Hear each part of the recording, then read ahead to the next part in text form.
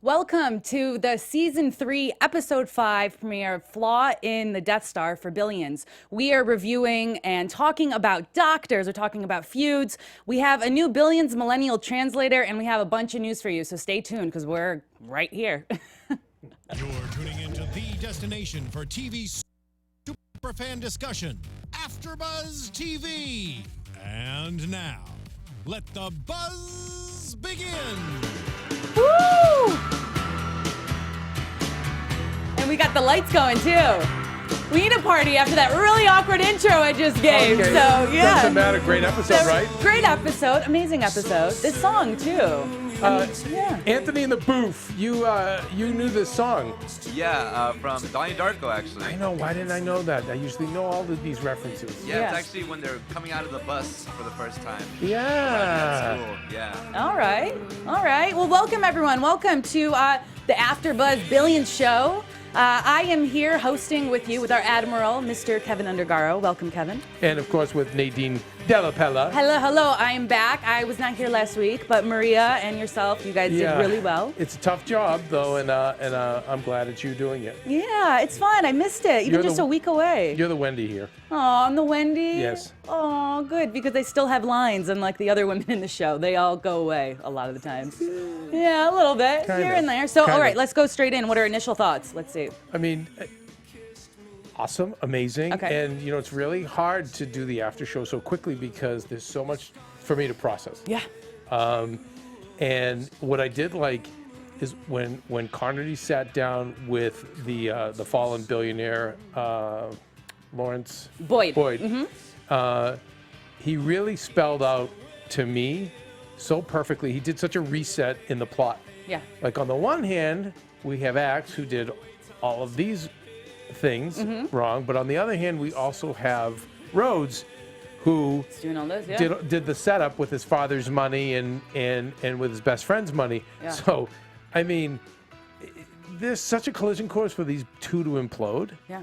And then I love the tease, which we'll talk about later, with when Wendy talks to Wags. Yeah. And has that revelation after her little moment with Dollar Bill. Yeah, with Dollar Bill, and she realizes maybe she needs to bring these two guys together. And what we've kind of been saying, maybe she's the glue all along that's kind of going to solve this madness. Well, hopefully, because and we've also said earlier, I know the first episode when we came back, we said, is there going to be a moment where these two team up?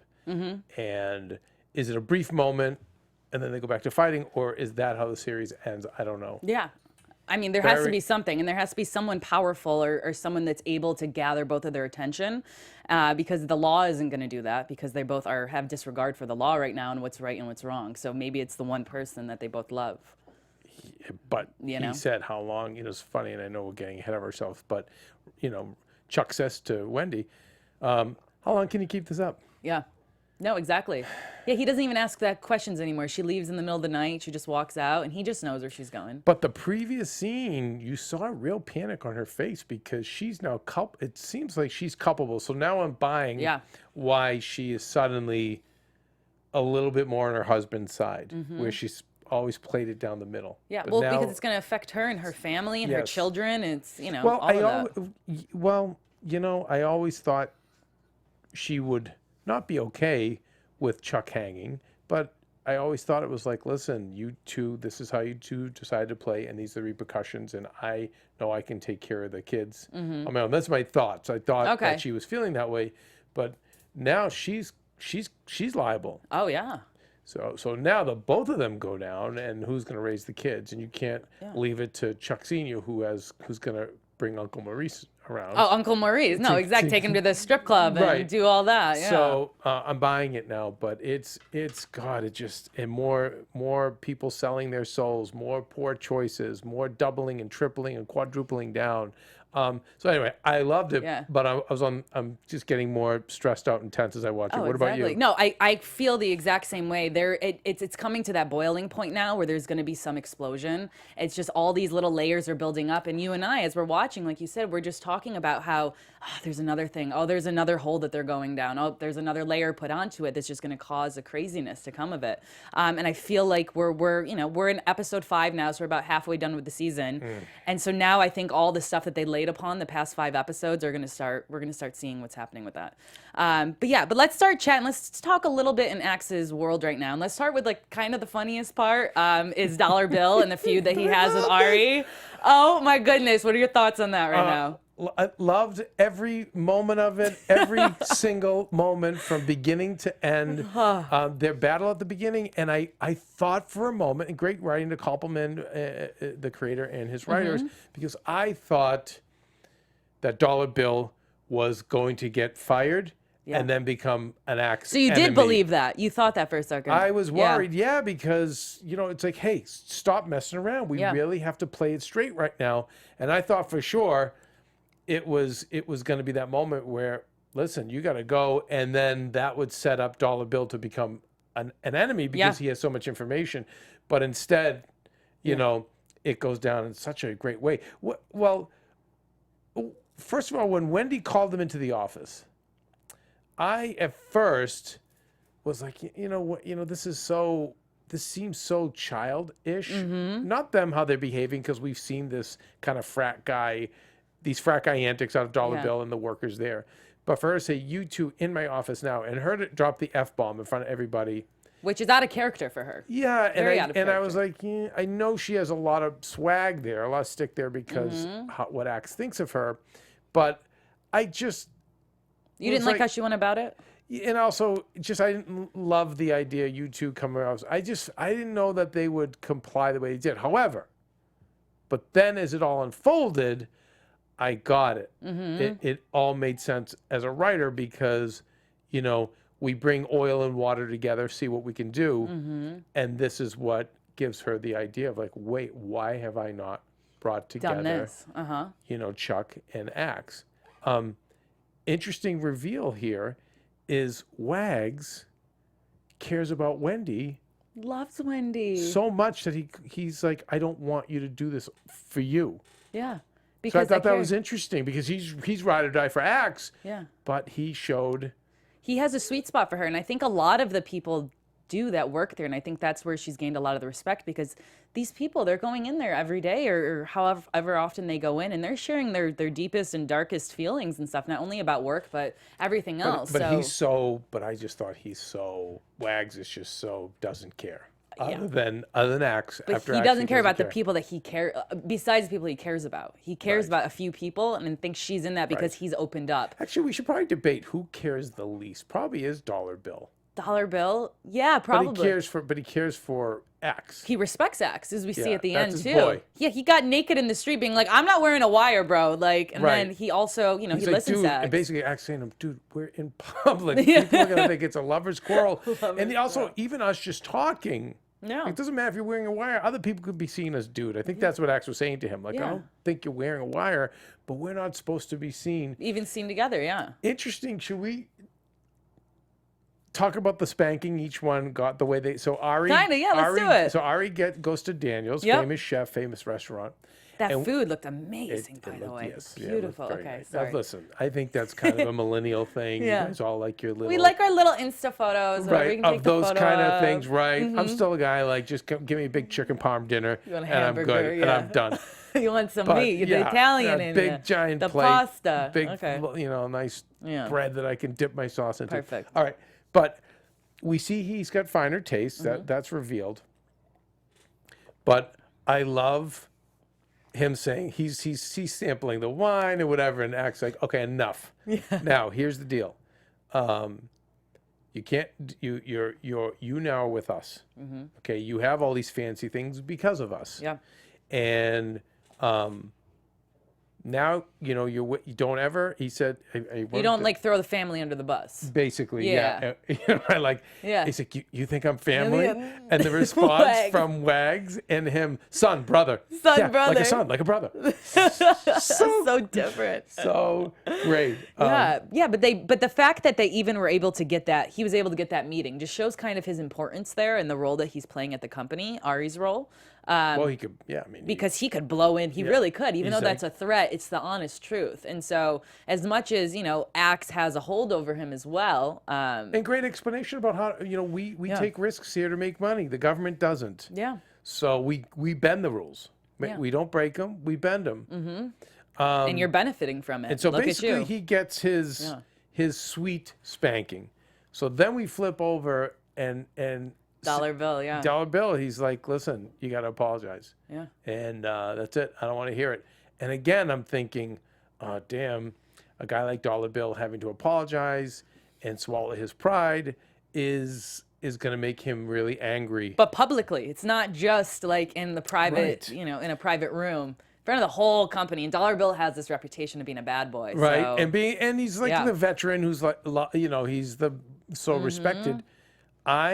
But I thought, again, in that moment, this is going to be humiliating, degrading to Dollar Bill, and it's going to see him turn on Axe, and especially when Axe gets a call, because I've had bosses do that to me in the past, where it's something very important, and it's like, yeah, so whatever, deal with it. Yeah. And you feel insulted. Again, it doesn't seem like it's the case. Yeah. He does his note card reading of his apology. Holds it up. Just to show everybody, I am reading this prepared statement. They go to shake hands. He puts his hands out and he shakes with. Ari shakes with his left hand. Not even a real and thing. Dollar Bill's just like, I hate you.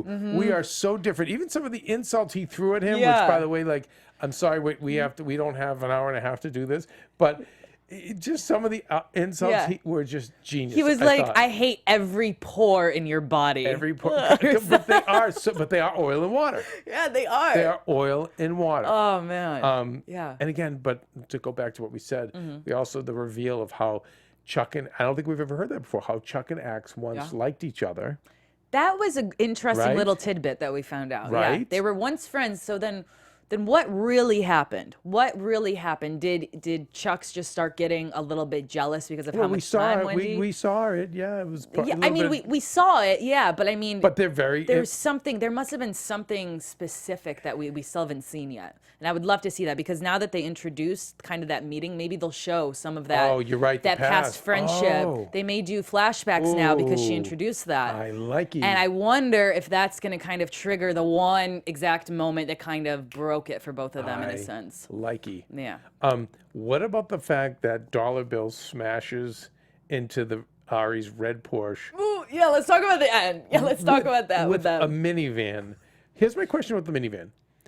Did he just use the minivan because he knew a car he could smash up? Or is he just not a flashy guy? Is he just all about making money and stocking it up and he doesn't need the red Porsche, doesn't need to wear the stupid outfit? You think that's his car? I don't know. I just feel like, look how Dollar Bill dresses. I mean, he dresses like he's managing a sporting goods store. Yeah. He's not flashy. He's not the Wall Street guy in the $3,000 suit.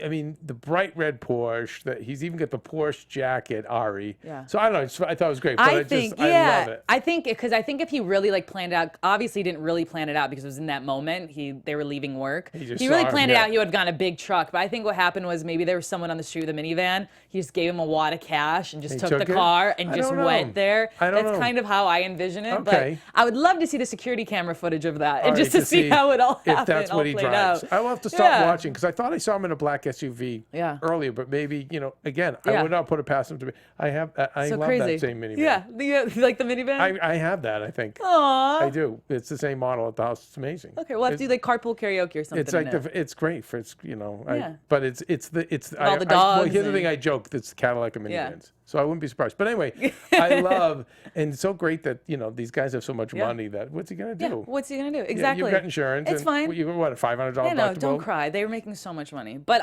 so all this craziness happens while Taylor's away. So Taylor is traveling in Silicon Valley, of course, right when she leaves. This is Dollar Bills goes crazy with Ari. But she's sent out there because Axe has to stay back to deal with, all the doctor drama, which we will get to, guys, very soon.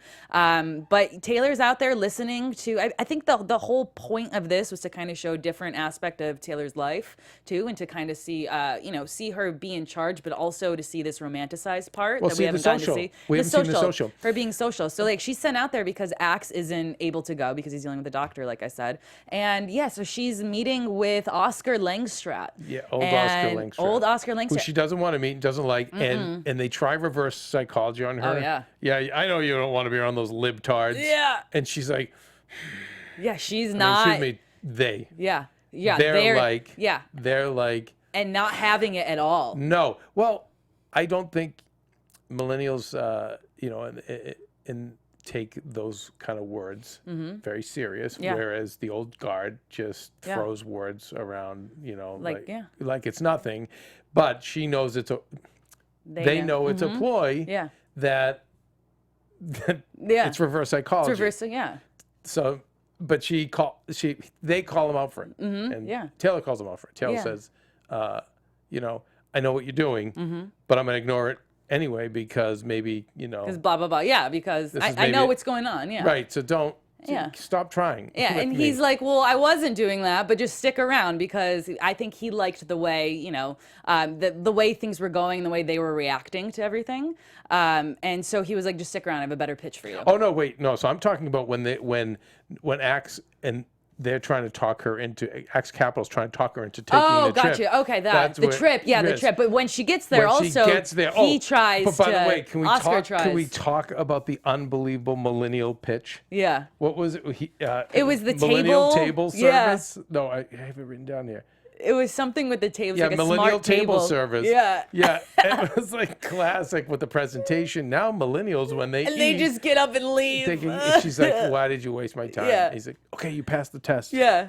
If there was a test, yeah. Wait for the next one. Yeah. And what was the game? So later on, he asks to go to dinner, and they agree, and they go. Well, after a little bit of hard to get. But what was that game that they were playing? Netrunner. Netrunner. Okay, Yeah, it sounds like the nerdiest, smart game for people that I would fail at that game. I think it's out of print, and I don't know much about it. I've never played it. Yeah. But I have heard of it, and it went out of print a while ago. I mean, probably in the 90s, but it's now found, a bigger audience and people love it. But, I thought it was great. Their conversation about the Death Star.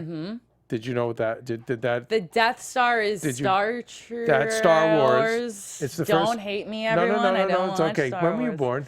92. 92. So later in the show, you guys, we're going to be doing, what are we calling the segment? We are calling it, I wrote it down because it's really fun, but it's also really long. It is called Billions Millennial Translator. Yeah, so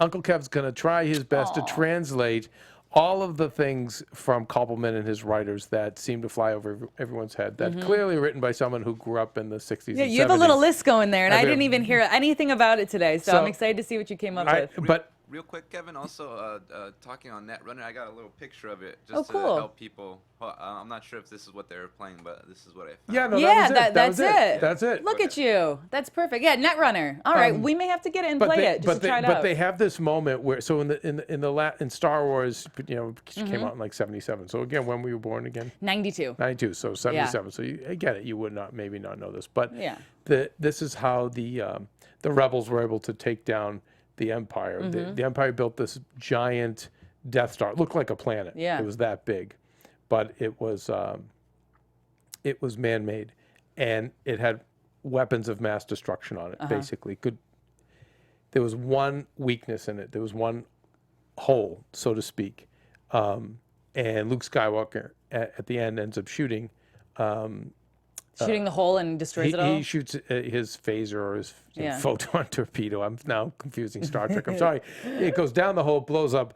And, crazy people have said, oh, my God, how weak of a plot is that? You've got this giant Death Star, and you really think that they would have that one little hole in it, and that would bring down the whole thing? Come on. And Taylor and Oscar bond over the fact that they call it's an Achilles heel. Yeah. And it's quite conceivable. That it makes sense. Yes. That's something that would make sense.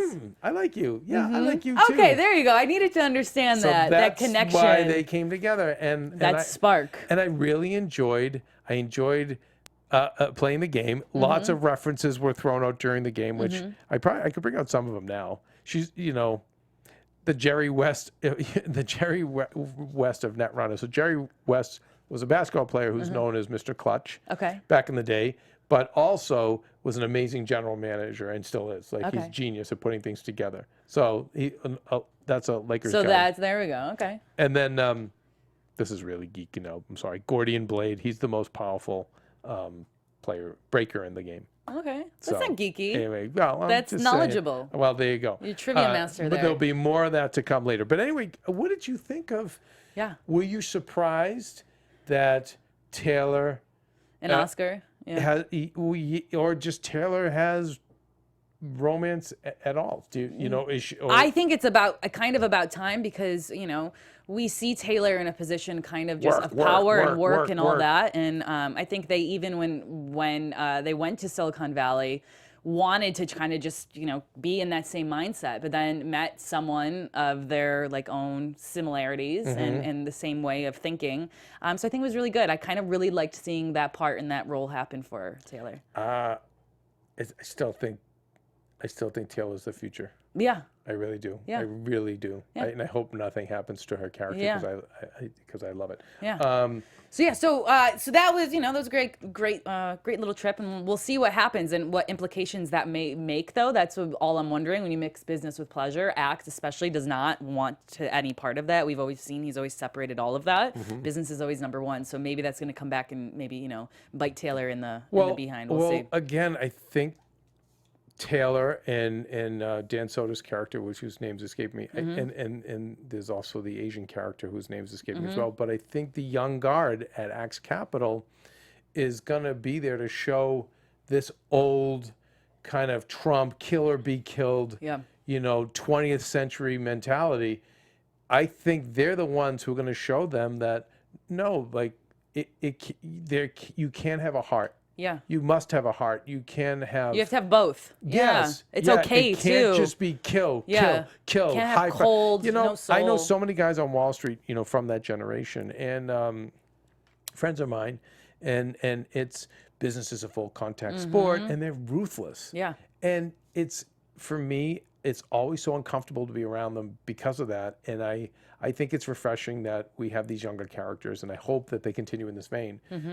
Because you'd like to think in the world, that you can profit, but without hurting. You can have both. You can be good and also, they're have the hope good. for it. We'll see what the writers in this universe do. Maybe by the end of this series, they'll tell us otherwise. Yeah. That's not possible, maybe they'll all be offed. I don't know. Yeah, I don't know. But what we do know is happening is that the doctor of this season is getting a lot of backlash for the little deal that he made with Axe back in the day of, getting rid of that slide that had that horrible poisoning on it that got everyone sick that was drinking the ice juice. So, we went through a whirlwind of emotions, I think, watching this episode with what way the doctor is going to be in. Thank God for Millennial Security Force. Yeah, right?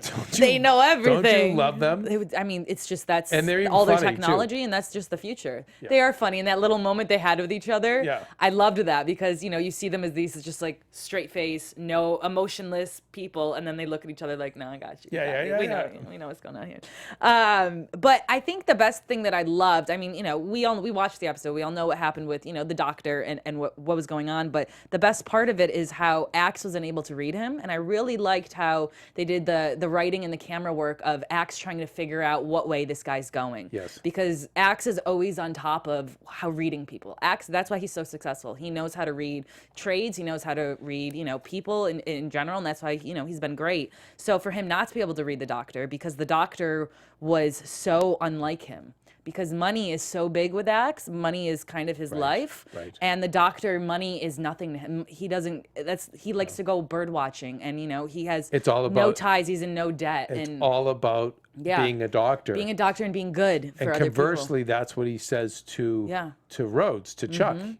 Yeah, he just wants to be a doctor. doctor. He's like, I will not lose my license. I won't do it. Yeah, and so I think, but them showing that Axe trying to figure it out, I really loved that. I did too. At first, it confused me that I understand what they were doing. No, it was great. finally at the end he realized it. It finally clicked when money came into play, because that's what Axe understands. When the doctor came and said $200 million, and then I'll give you the slide, or I won't say anything, and then that was immediately when he was able to read him, because he's like, now, he knows. is there any chance?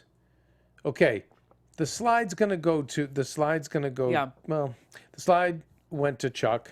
Chuck hides it in his fridge, which is interesting because who knows if this doesn't get so messed up with a millennial guard invades Wendy and Rhoades' house at some point.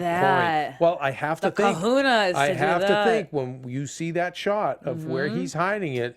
Or Wendy's gonna find it. Oh, we can go into boy. predictions on this later, Oh, but boy. that, and then she's stuck in a Right? pickle, kind of. Yeah, I don't know. Yeah. It's interesting, but And the fact that he's keeping it right now instead of, giving it to Dake, because Dake knows everything that's happened, the prosecutor that's working with Brian. yeah, is it because he So- needs to knock out a few more? Maybe there's a few, that's the thing, he's getting greedy. He has this evidence right now, and Dake knows his involvement, and he's sworn to secrecy about it. So why not give it to Dake and I keep don't it? because maybe he has to knock out some more people that are going to make him culpable. Yeah, or maybe he thinks that it's only good in his hands, that someone else could get a hold of it and destroy it. Right. If it leaves his hands, There you it's like go. you might as well just do it yourself.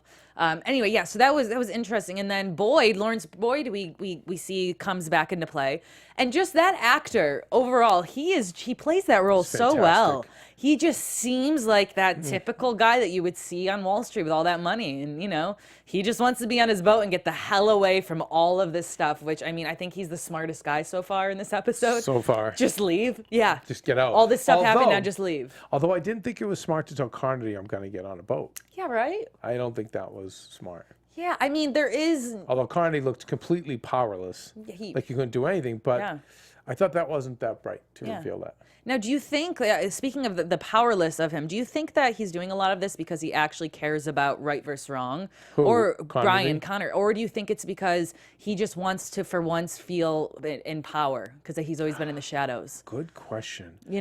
Or Third thing, or is he so sick of seeing weak people get rolled over that he has a charge over that?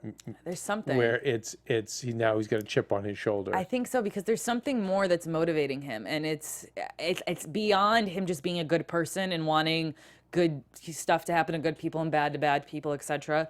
I think there's something else driving it. I think the conversation he had with his girlfriend, girlfriend or wife, Yeah, his was girlfriend. indicative of, I'm tired of being the little guy and the little guy getting crushed. But her little response is what prompted the idea. Prompted him to go and look at Boyd. Well, that was Right. the interesting thing, is her connection. She works on the airline that was funded by Boyd's company. Right. So I thought immediately when I heard Boyd's name, I know that it prompted him to go over and to research and dig deeper into that. But for me, I was like, why is she a plant in there for some reason? I don't know. That's a really crazy connection to have. don't and know. why would he know her from Boyd? And It was weird. And the way he gave her that look was that Mm-hmm. look did spark an idea, or was it a look saying, are you? Yeah. Is there something more going on here? Also, just interesting. When Chuck sits with Kate and talks about riding the Chuck Airlines, what do you say? The Rhoades Welcome to Rhoades Airlines. Airline. So again, and it's thank a you for flying. Yeah. little good writing symbolism. Yeah. The imagery of airlines being it connected brought together. back together. Oh yeah. Oh, see, I didn't even look at you. That writer's brain of you got going on.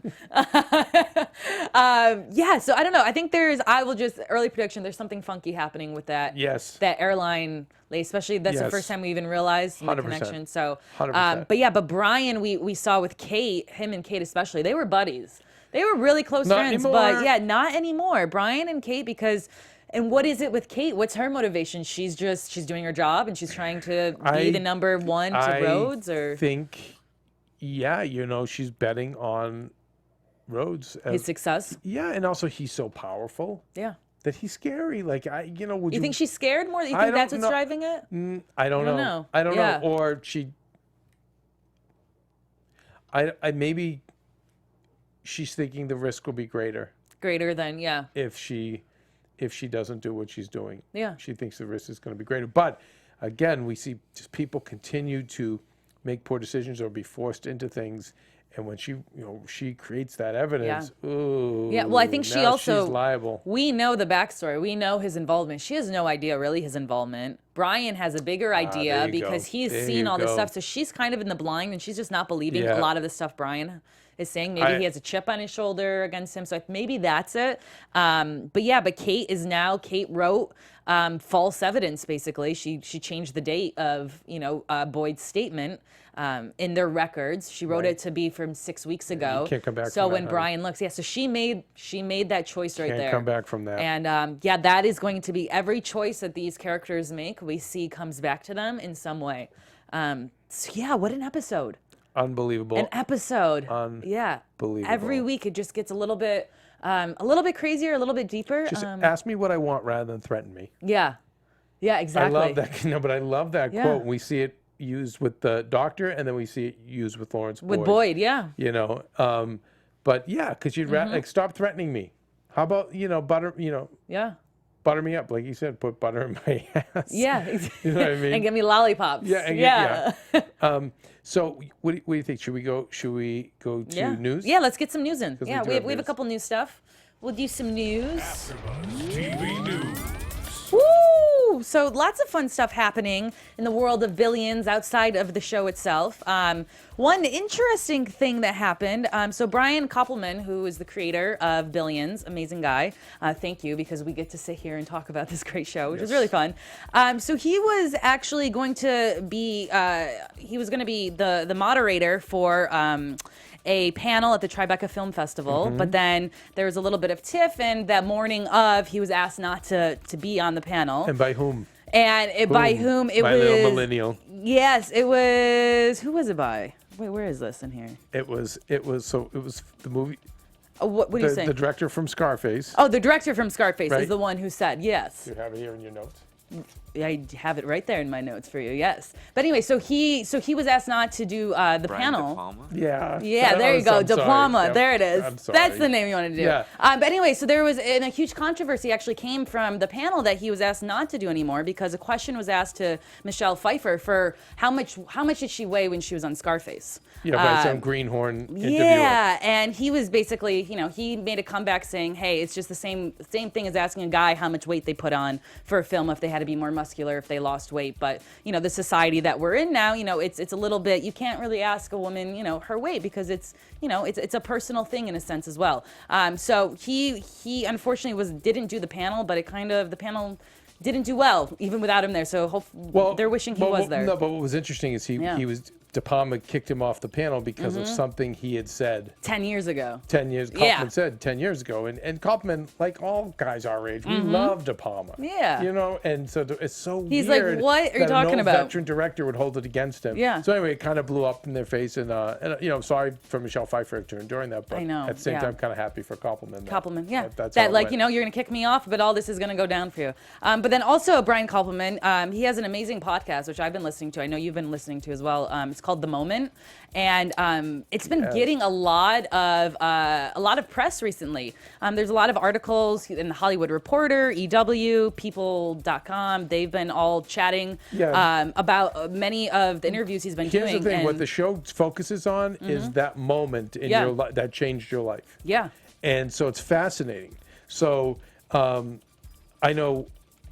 Let's see. Yeah. He got. Well, they just had Chuck Rhoades Sr. They actually replaced Chuck Rhoades Sr. Did he talk about his moment? Yeah, he was talking about his moment. His moment was actually a paragraph when he was a kid in high school, and he read this paragraph, and his teacher was like, "Yeah, this is your calling, basically." And do it. Yeah. And so Guy Fieri admitted that sometimes the food is in fact not off the hook on diners, drive-ins, and dives.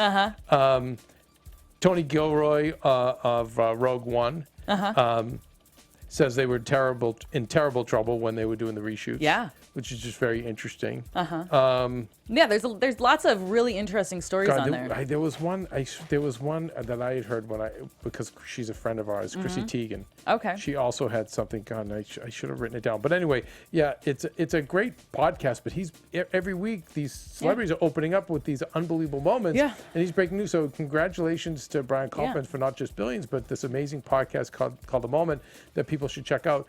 Yeah, and it's really cool, especially all of us being Billions fans here. He does bring on a bunch of the actors to keep up with the show. To keep up with the show, and so it's good history. He was also on The Ringer, which I heard on JJ Redick's podcast. And JJ Redick opened up about how much the NBA players love Billions. Isn't that cool? Yeah, So it's that they all watch it. I mean, think of how many generations watch this are show. watching it. And I think it's a lot of and males and women, men and women. Men and women. It's a lot of people that are in power also like watching and seeing how it's being played out, and probably maybe comparing it to their own lives and seeing, maybe the comparisons to reality and what's happening.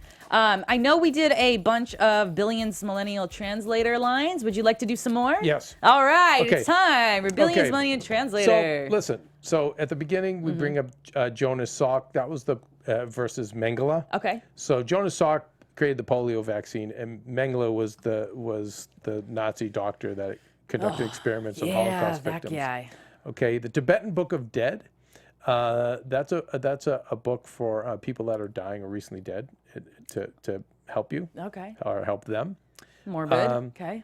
Agrippa is I believe a Roman general under Caesar, but also was an unbelievable architect. So he built all these unbelievable structures in Rome. So I think you guys can help me. Well, you knew this one thick as Nicki Minaj. Come on, yeah. That was easy. I got your millennial ones going for you. So when Taylor said talked about he wants to hear bad news at once, that's from Godfather. So the Godfather, that was the big thing. Well,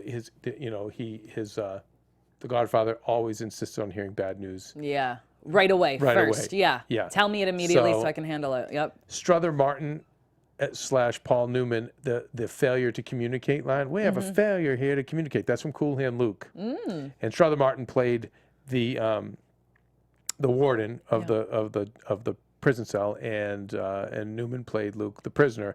And what we've got here is a failure to communicate.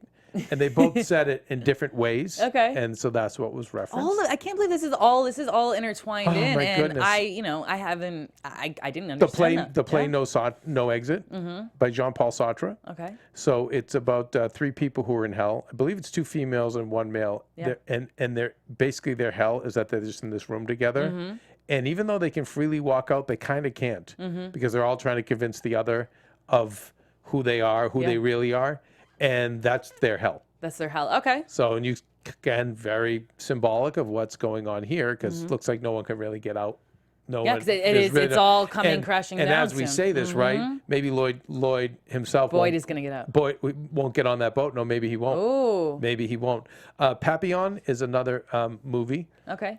It's about a prisoner who escapes. I believe it was Dustin Hoffman. And that's Lawrence Boyd used that phrase. Okay. That reference. Strip or Retire was from Greek times, and it basically was for sports. So either jump in and fight, play, compete, or get the hell out. Get the hell out. Okay. So that's what that is. We talk. Okay, Starbuck to Drew Pearson. That's the old '70s Cowboys team. So Roger Staubach was a quarterback who would throw long to Drew Pearson. There's so much fun stuff in here. Oh my God! Look at this breakdown. So David Lee Roth. Yeah. You know him, right? Oh, yeah, I know David Lee Okay, Roth. lead singer Van Halen. Well, you know the song "Jump." Might as well jump. Jump. There you go. So they brought that up. Geraldo and Al Capone's Vault. So back, I think in the 80s or early 90s, I think it was the 80s, Geraldo did a live broadcast where he had a vault that was Al Capone's, and it had never been opened. Oh, and they were going to open it live on the show. And it's infamous in television. Okay. And it's often referenced in pitch meetings. I think I have heard about because you this, never want yeah. this to happen again. Open Al Capone's vault. Yeah. Because so much hype. I mean, like an hour of hyping it. And when we come There's back, nothing in there. We'll come back. We're gonna open it. When we come back, we're gonna open it. And then they open it. Nothing in there. Yeah. Nothing at all in there. And of course, that was used for Brian, Carnady, where Where you he's go like, in, yeah. he's like, I'm not going to see anything. It's Al Capone's fault. Well, he did see something because they created that evidence. Well, I think also going back to that real quick, it was because Chuck walked by the room like purposefully and smiled. what? And if he didn't do that, I think everything may have been okay. And you know what I found interesting was that's the first time we've seen any interaction between mentor and mentee, where it's always been. But now Chuck knows he's coming for him. Yeah. So it's the first time. The tables have turned. So I can't wait. And so we'll get into predictions. Yeah. Okay, Fudgy the Whale. Fudgy the Whale. Okay, You I've heard of You don't Fudgy. even remember that from being a New York girl? No. Okay, so Carvel ice cream. Oh yeah, Carvel's Fudgy the Whale. Created the Fudgy the Whale. And I just love, there was a 1%, the millennials are chattering, there's a 1% chance it could be Fudgy. Oh, I'm really hoping it will be. Fudgy. And of course, the way it all goes down, it's of course the ridiculous apology, but I love the line of, I wanted it to be Fudgy. And then Otis Redding, Try a Little Tender, is a song that a 60s singer, Otis Redding, is an amazing singer. And then, we see that. Yeah. The writing. There's also, Take One in His Ear during Our American Cousin. So Our American Cousin is the last play that President Lincoln attended when he got shot in the head. Oh yeah. So that's it. So that is this Look week. at you. You're like a walking encyclopedia, or in this case, a sitting down watching TV encyclopedia. I'm just old. You're not old. Let's get into predictions, please. There it is. That was fun. Now, I like that AfterBuzz segment we're TV doing. Okay, I'm in. That's fun. It's tiring. Okay, so predictions. We see in the previews that they're going to court. We finally see a court date set, and we see stuff happening in there.